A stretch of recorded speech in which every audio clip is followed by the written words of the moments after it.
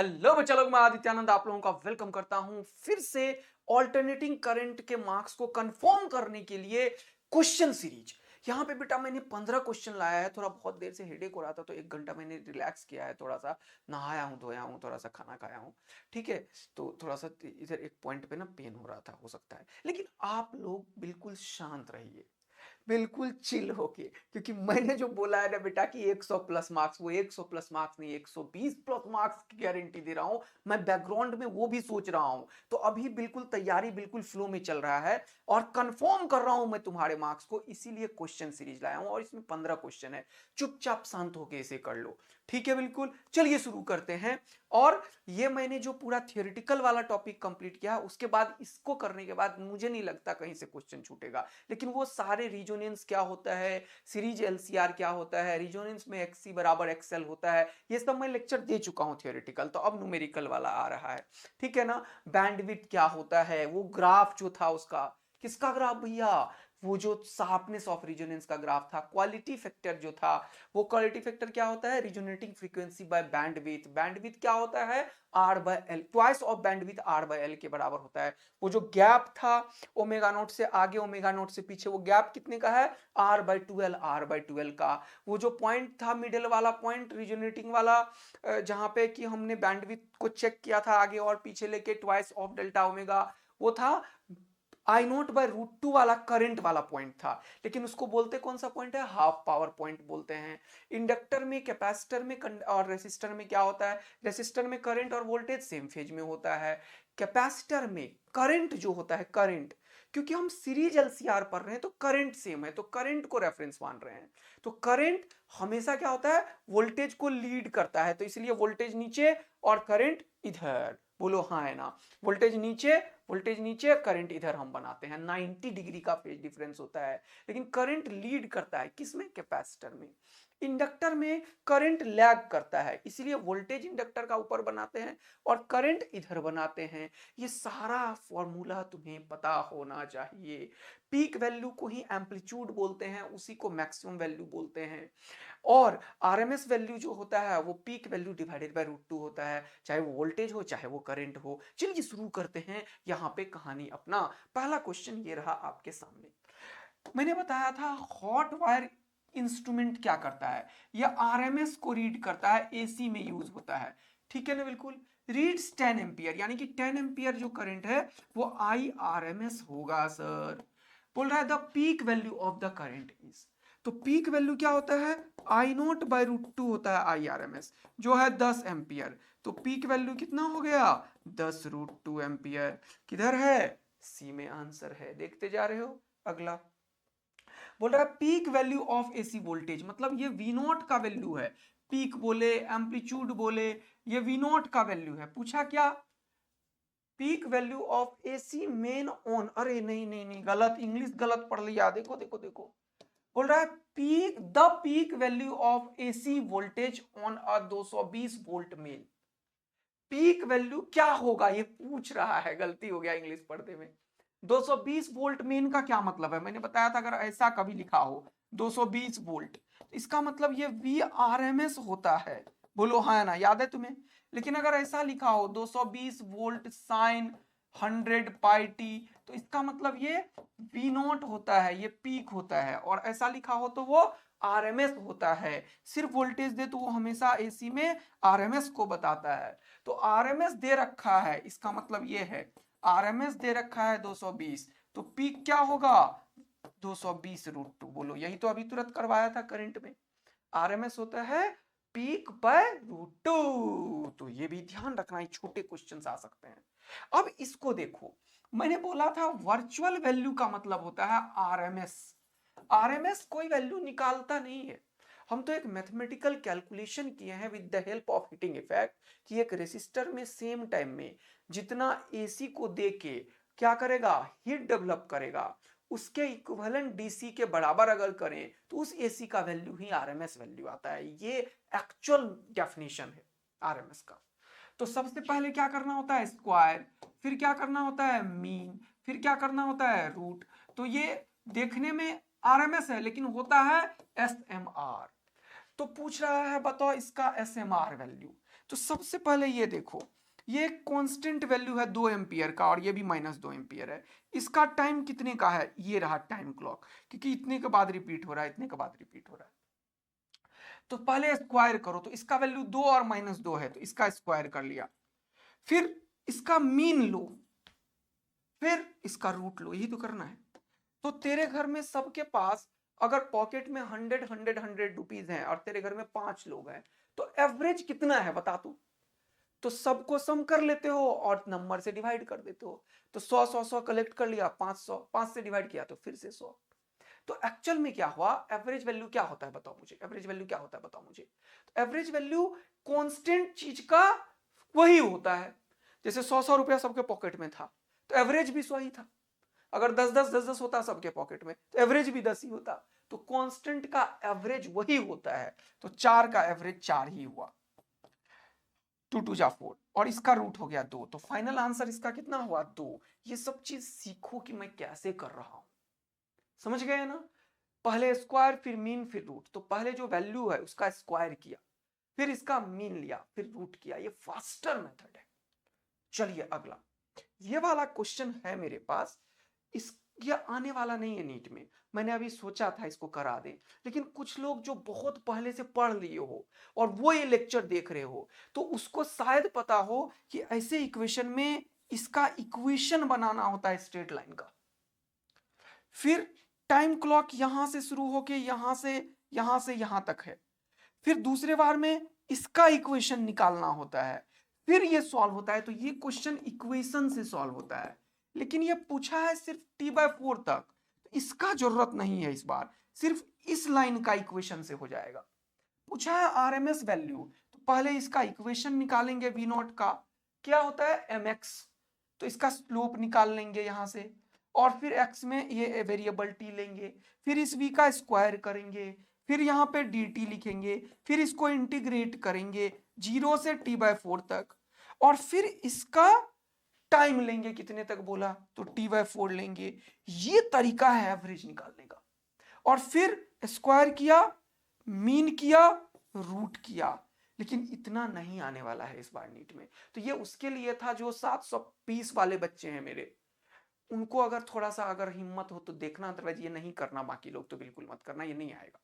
ठीक है, चलो आ जाओ। दिख गया तो ले लिया, इसीलिए मैं सोच के नहीं आया था कि ये वाला पढ़ाऊंगा।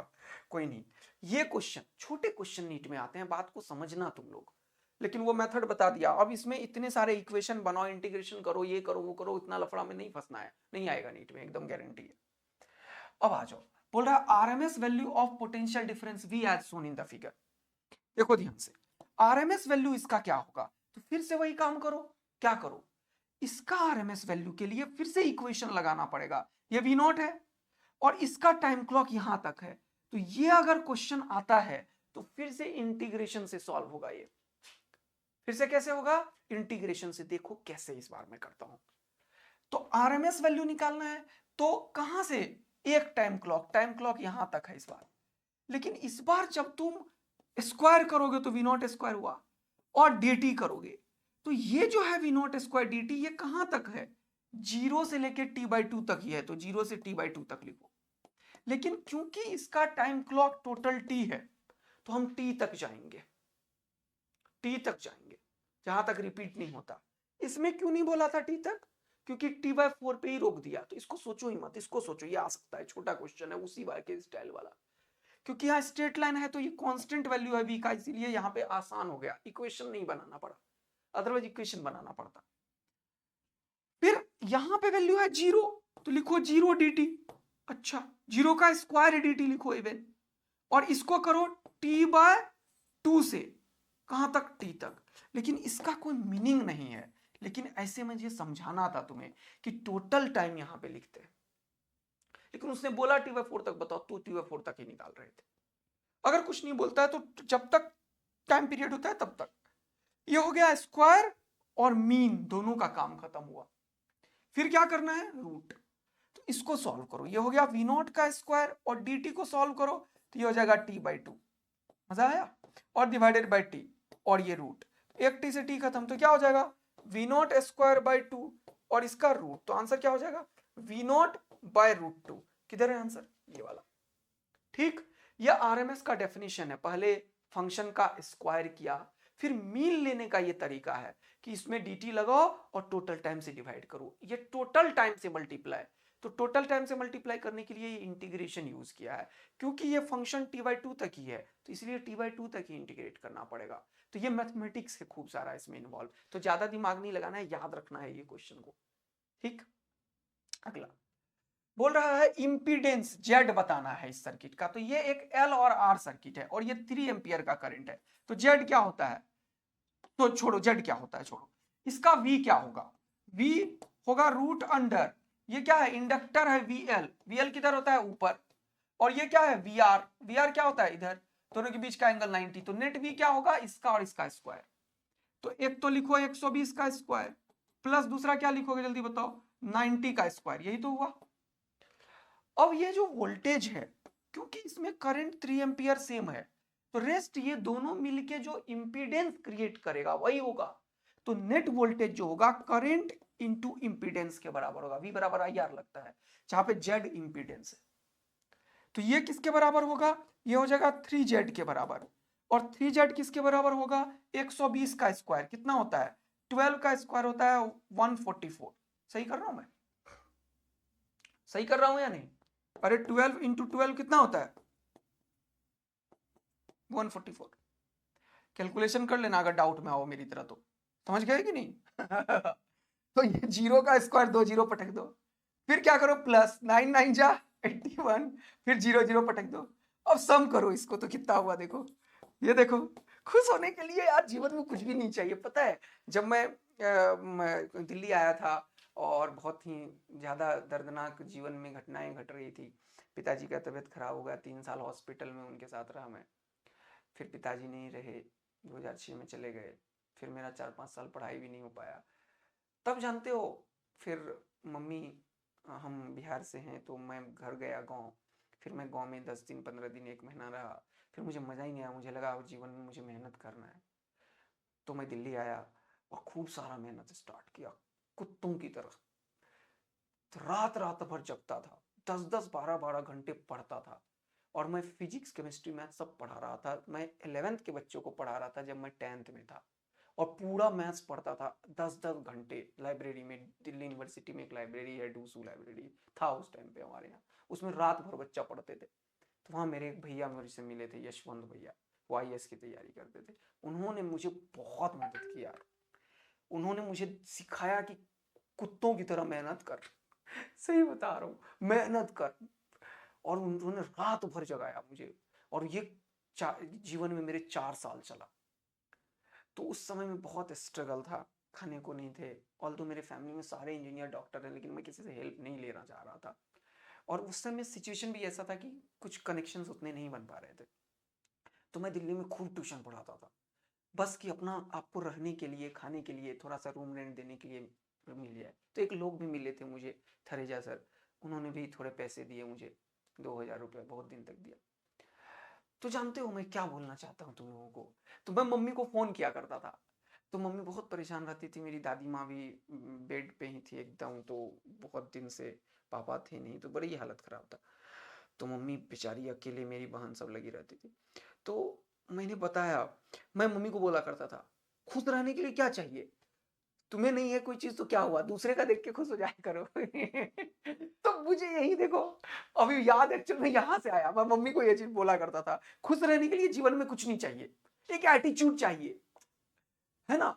जैसे बीइंग ह्यूमन बोलते हो तुम, वैसे being happiness, spread happiness, forget about the world, forget about anything, just be happy. तो वैसे ही तुम्हारा समय आ गया है, हट नीट को फेंको, तुम अपने आप में बेहतर हो। नीट एम्स को अगर तेरे जैसा आदमी चाहिए ना, तो वो तेरे लिए वो रगड़ेगा। तू है वैसा डॉक्टर बनने वाला आदमी, एम्स को चाहिए तेरे को। तेरे को ही सिर्फ एम्स क्यों चाहिए यार, एम्स को नहीं चाहिए कि मेरे पास इंडिया का सबसे बेस्ट स्क्रीन डॉक्टर मिले, वो भी तो पागल होगा। तुम ही थोड़ी पागल हो कि तुम्हें एम्स में पहुंचना है। एम्स का जो डॉक्टर होगा, जो प्रोफेसर होगा, वो लोग आधा, सॉरी उन बड़े बड़े लोग हैं, मुझे एक डॉक्टर है मेरा मेरे रिलेटिव में, तो वो बहुत बड़ा डॉक्टर एकदम टॉपर। तो वो एक दिन बता रहा था, सर प्रोफेसर सब ना भैया आधा समझ ही गए हो ना तुम लोग, क्योंकि वो लोग इतना पढ़ता है यार मेडिकल में, जीवन भर पढ़ना ही पड़ता है हमारी तरह ही। तो मतलब मजा आ गया ना तुम लोगों को। मौलाना आजाद को, लेडी हार्डिंग को, इंडिया का टॉप मेडिकल कॉलेज किंग्स और जितने भी हैं इंडिया में, एसएमएस को, एम्स को भी चिंता है कि परसों के दिन उसे एक बेस्ट बच्चा मिले। सिर्फ तुम्हारा चिंता नहीं है तो खुश रहो ना यार, है कि नहीं? ले दो फिर चिंता दूसरे को, चलो इधर आओ। बहुत हो गया डायलॉगबाजी। तो यहां पे आ जाओ। तो अब यहाँ पे 14400 में 8100 ऐड करो, तो ये कितना ऐड हुआ? 0000000, 4 और 1 5 और 8 और 4 12 2 1। ये क्या क्या करे जा रहा है आदित्य आनंद बच्चों को? अरे यार इसको कैलकुलेट कर लोगे ना तो रूट कर लेना और 3 से डिवाइड कर लेना, आंसर आ जाएगा बेटा। चलो कर देता हूँ यार, टेंशन मतलब 0 0 0 0 0 8 4 और 1 5, 8 और 4 12 का 2 1 1 1 2। अबे इंग्लिश हार रहा है, खुद हिंदी मीडियम में पढ़ के आया। देखो 225 का होता है कितना? 15 रूट, याद रखोगे तो बढ़िया।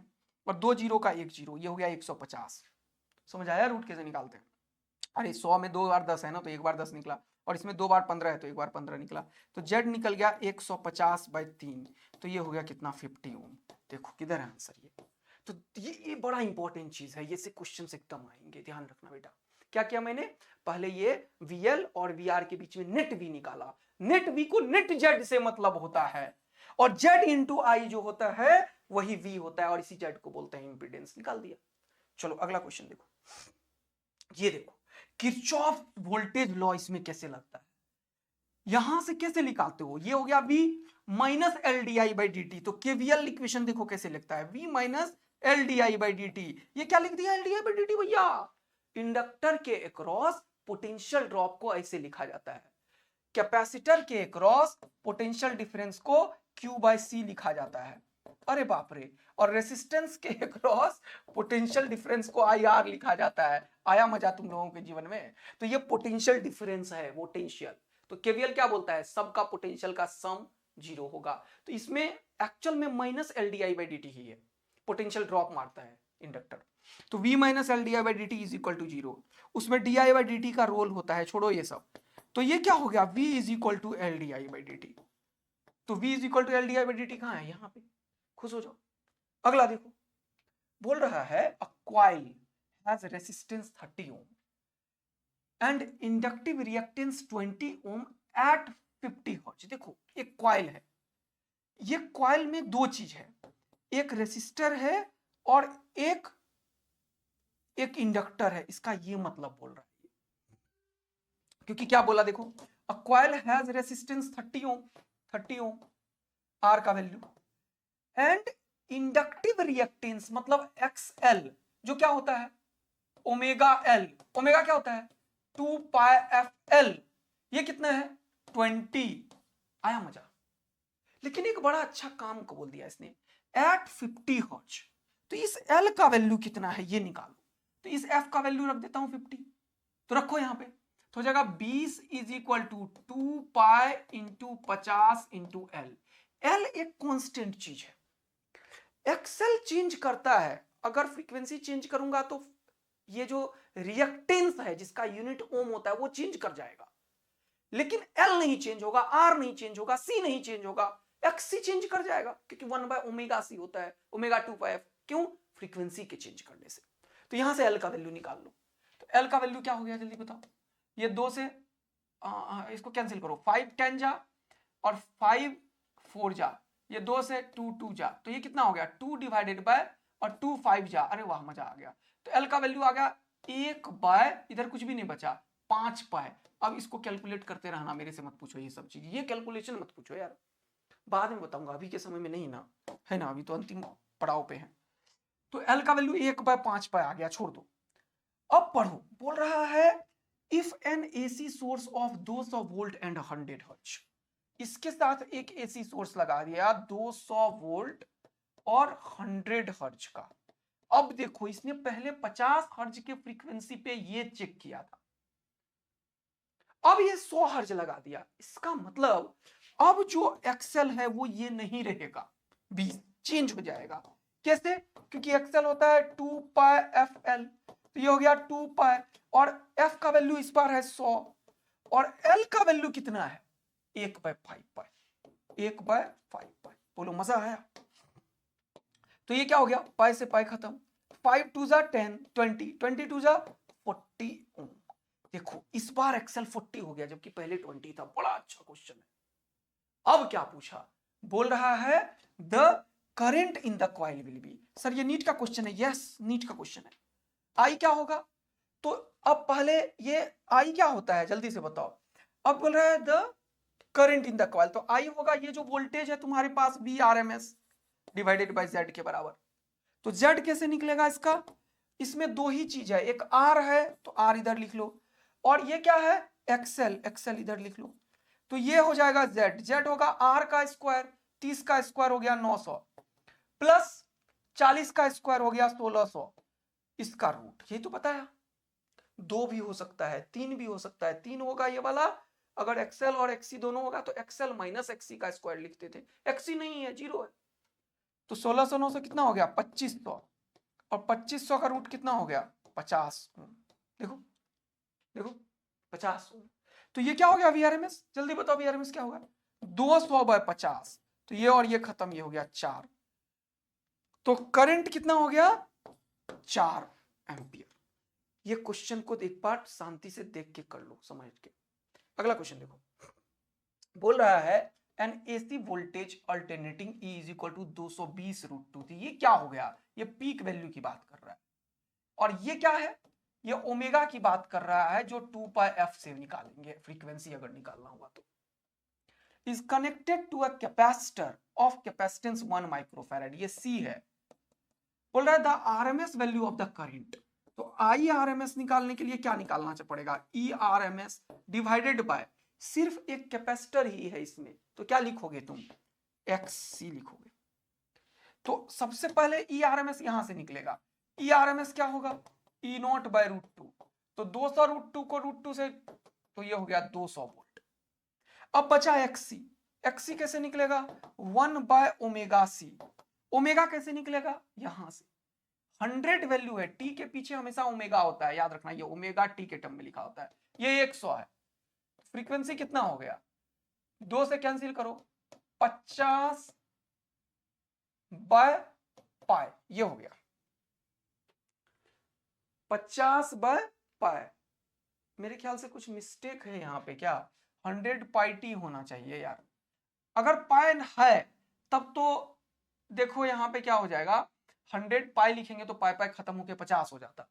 अगर पाई नहीं होगा तो 150/पाई होगा, जो भी होगा, इसमें तो कोई दिक्कत नहीं है ना तुम लोगों को कि एफ निकालने में। अगर 100 पाई रहता तो यहाँ 100 पाई लिखते, अगर 100 है तो 100, क्योंकि कैलकुलेशन खराब हो रहा है और आंसर बड़ा अच्छा अच्छा दे रखा है, इसीलिए मुझे लगा कि ये कुछ मिस्टेक है यहाँ पे। जनरली 100πt लिखा रहता है। ओके कोई बात नहीं है, खैर क्वेश्चन सॉल्व करेंगे। 1/ω का वैल्यू क्या निकला, अरे ओमेगा का वैल्यू 100, एकदम ठीक है भैया, ओमेगा ही तो चाहिए, एफ चाहिए नहीं इस बार, एफ चाहिए ही नहीं इस बार, तो ओमेगा ही ये तो है ना, ये ओमेगा ही है, ओमेगा का वैल्यू 100 है और ये 100 ही चाहिए। अच्छा एकदम सही है लिखा हुआ यार, फ्रीक्वेंसी चाहिए ही नहीं, ओमेगा टी ओमेगा सी होता है, ओमेगा ही चाहिए, ओमेगा 100 है।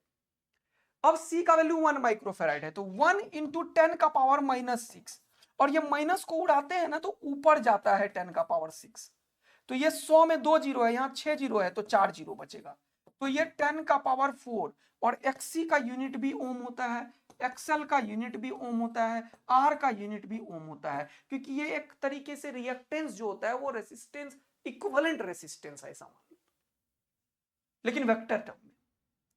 अब क्या हुआ, तो ई आर एम एस हमें चाहिए, वो 200 मिल गया, और एक्सटी चाहिए जो कितना निकला 10⁻4, तो 1 2 3 4। अब ये आंसर सब मिली है, ये एम्पियर में है, तो मैंने कल ही बताया था कि 1000 से मल्टीप्लाई करो तो ये मिली बन जाता है, तो क्या हो जाएगा 1 2 3 1 2 3, फिर 1 से 1, तो क्या आंसर कितना हो गया 20 मिली एम्पियर।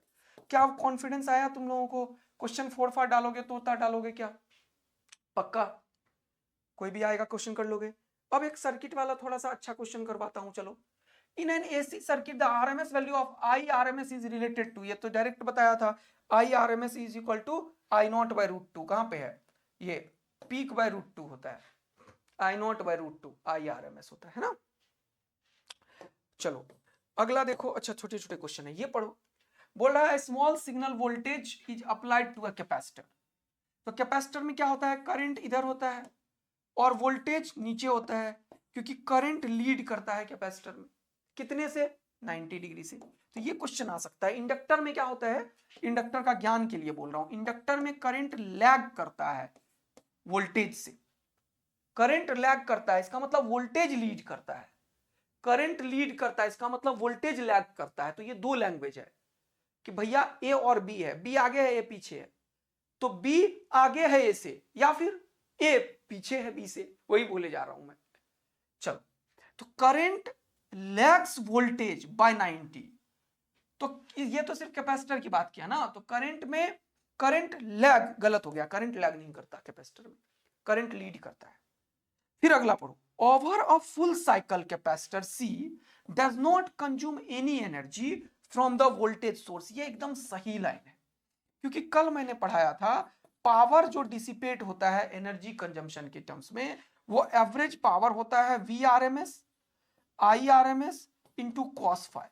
ये कॉस फाई होता है पावर फैक्टर, और यहां पे कैपेसिटर के केस में ये फाई का वैल्यू जो होता है वोल्टेज और करंट के बीच में, वो 90 डिग्री है।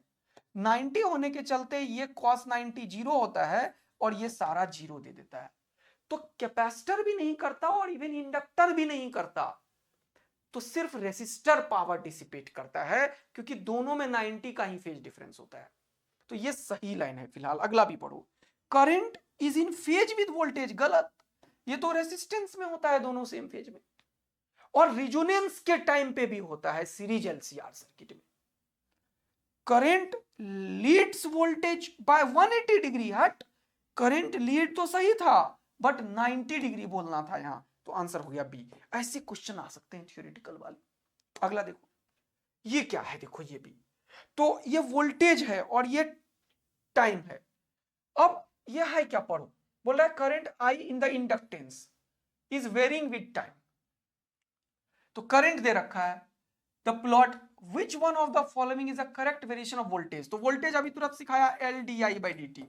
ये di/dt क्या होता है, I और t का स्लोप होता है, I और t का स्लोप होता है, देखो tan थीटा। तो इसका स्लोप देखो पॉजिटिव पॉजिटिव पॉजिटिव स्लोप है ना, इसका स्लोप पॉजिटिव है और कांस्टेंट है, यानी कि ये कांस्टेंट वैल्यू निकाल के देगा, क्योंकि ये स्लोप कांस्टेंट है।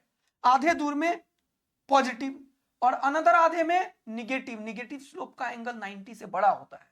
अभी तुरंत बताया था एक दूसरे कोई क्लास में, मतलब YouTube पे ही चल रहा है मेरे पास, और कोई क्लास नहीं है, मैं सारे क्लासेस छोड़ चुका हूं। और मैंने डिसाइड यही किया है कि अगर आप लोग चाहेंगे और आप लोग प्यार देंगे और आप लोग चाहेंगे कि सर पूरा कंटेंट 11 12 ड्रॉपर सब पढ़ा दो YouTube पे ही, मतलब दिन रात YouTube ही लगे रहो आप, तो मैं वो भी करने को तैयार हूँ। मैं किसी भी ऑर्गेनाइजेशन में ज्वाइन नहीं करूँगा अगर आप लोगों ने ऐसा प्यार दिखाया तो इसीलिए मैं ऐसा चाहता हूँ।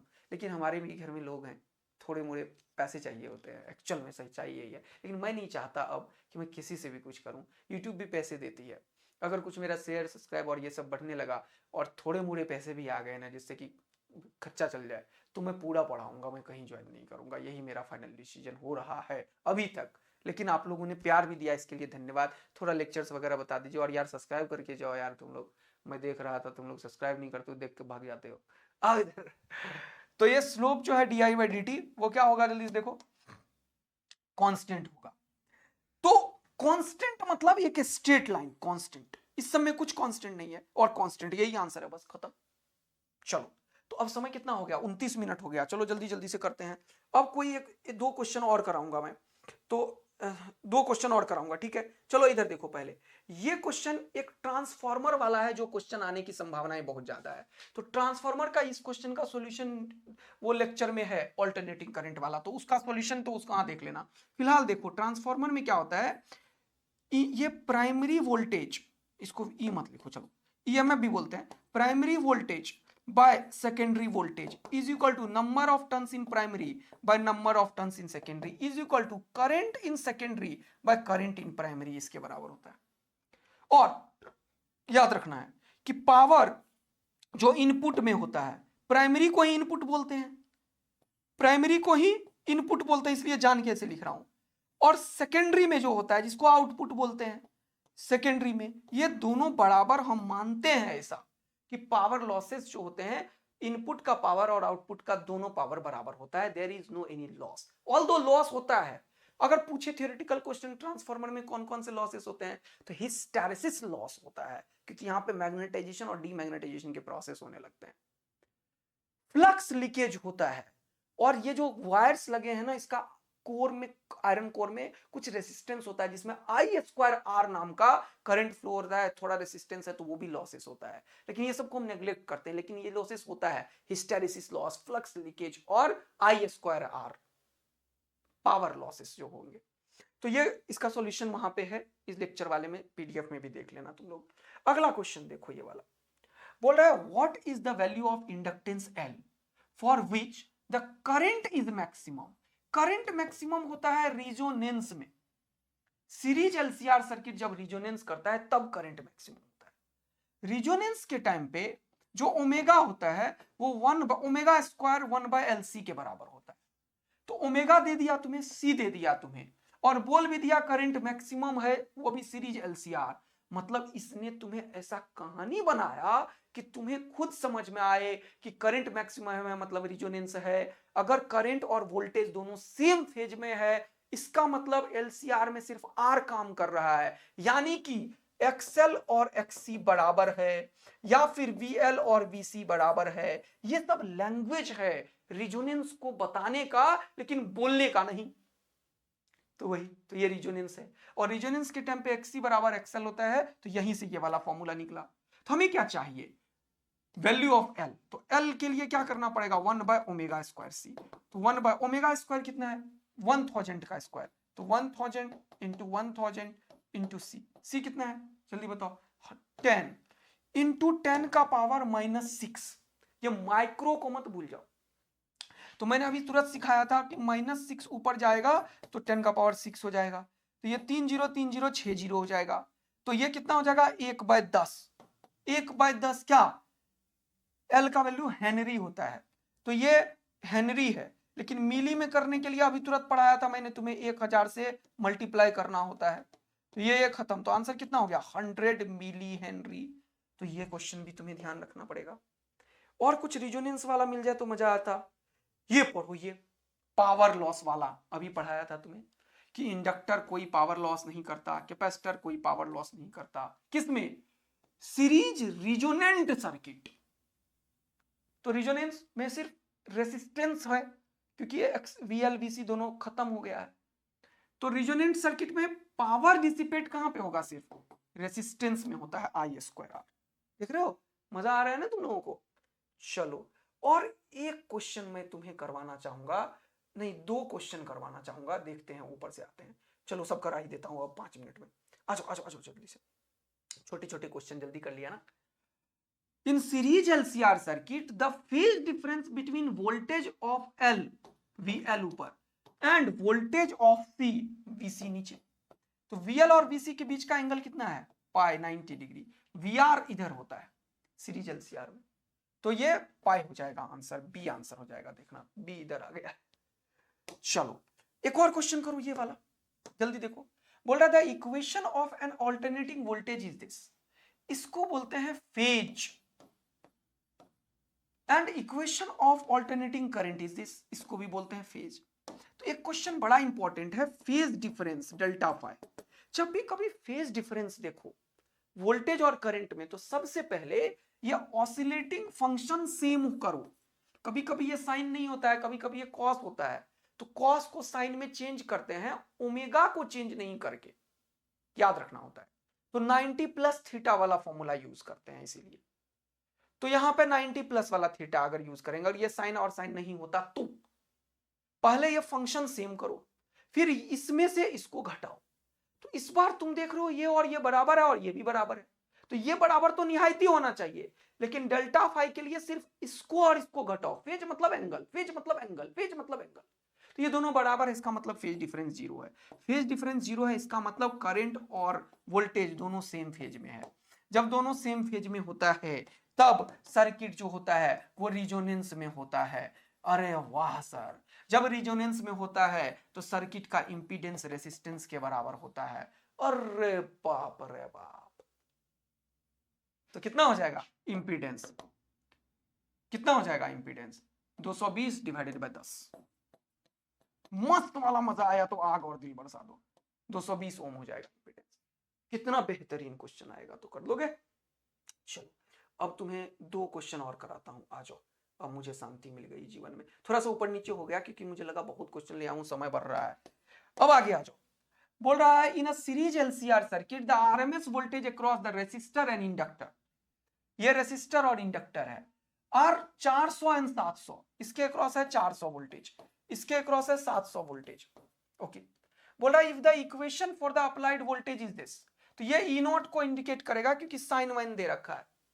तो नेट वोल्टेज सर्किट का कितना है आरएमएस 500√2 डिवाइडेड बाय √2, तो 500 वोल्ट आ गया। तो नेट वोल्टेज 500 वोल्ट है क्योंकि ये हमेशा पीक को बताता है।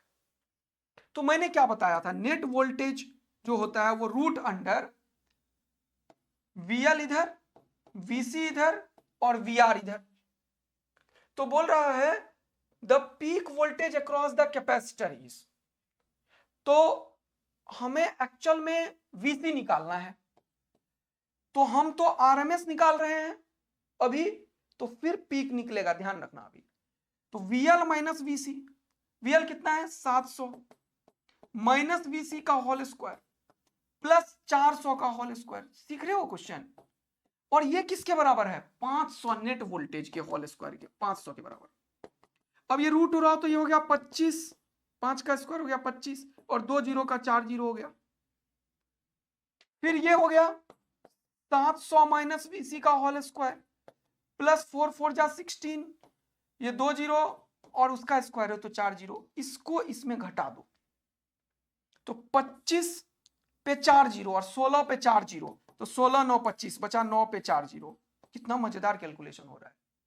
और ये हो गया 700 माइनस VC, अब स्क्वायर हटाओगे तो रूट हो जाएगा, तो ये 4 जीरो का 2 जीरो और एक बार 3 में 9 में 2 बार 3, तो हो गया 700 माइनस VC। तो VC कितना निकल गया, ये इधर आया तो ये इधर आया 700 माइनस 300 400। देख रहे हो कितना मजा आ रहा है। VC निकल गया 400, लेकिन ये निकला है RMS और इसने पूछा है पीक। क्यों सर RMS? क्योंकि नेट वोल्टेज ये जो दिया हुआ है कुछ नहीं बोल रहा है, तो ये सब RMS है और यहां पे मैंने इसका RMS ही तो यूज किया है, तो यह RMS है। तो पीक क्या होगा, अभी सिखाया कि RMS जो होता है वो पीक बाय √2 होता है, यह RMS होता है। तो पीक क्या होगा 400√2। किधर है आंसर, ये वाला।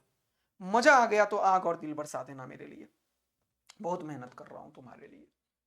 अगला क्वेश्चन लास्ट देखो इधर, बोल रहा है inductor L, capacitor C and resistor of resistance R are connected in series to the AC volt of potential V।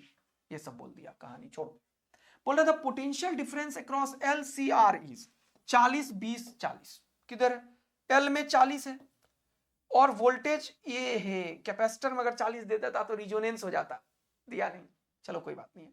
तो VL 40, VC 10, VR 40, तो क्या हो गया 40 में से 10 गया, बचा 30 और 40, तो बचा कितना 30 का स्क्वायर 900, 40 का स्क्वायर 1600, 16 9 2500, 2500 का रूट जल्दी बताओ 50, यानी कि 50 वोल्टेज है इसका। अब बोल रहा है अगला line the amplitude of current, इसका मतलब पीक मैक्सिमम, एम्पलीट्यूड का ही मतलब होता है 50 बार बता चुका हूं अब तक। तो ये मैक्सिमम करंट है I0 10√2, जबकि यह RMS वोल्टेज है। तो बोल रहा है the impedance of the circuit, तो इंपीडेंस क्या होगा, वोल्टेज अगर RMS लियो हो तो करंट भी RMS लो, तो IRMS कितना होगा जल्दी बताओ 10√2 डिवाइडेड बाय √2, अरे I0 बाय √2, तो ये कितना हो गया 10 एम्पियर। VRMS कितना है 50 और ये कितना है 10, तो आंसर कितना होगा 5 ओम। मजा आया तो आग लगा दो। थैंक यू सो मच बच्चा लोग, आप लोग भी लगे हुए हैं और मैं भी लगा हुआ हूं। जीवन में यही है, बस लगे रहना है और खुश रहना है। थैंक यू समय देने के लिए, और भैया खूब सारे कमेंट किया करो और सारे दोस्तों को भेज दिया करो और सबको बोल दिया भाई जाके सब्सक्राइब किया करो आदित्य सर को। Thank you, love you, bye. फिर आ रहा है सेशन थोड़ी देर में, 1-2 घंटे में।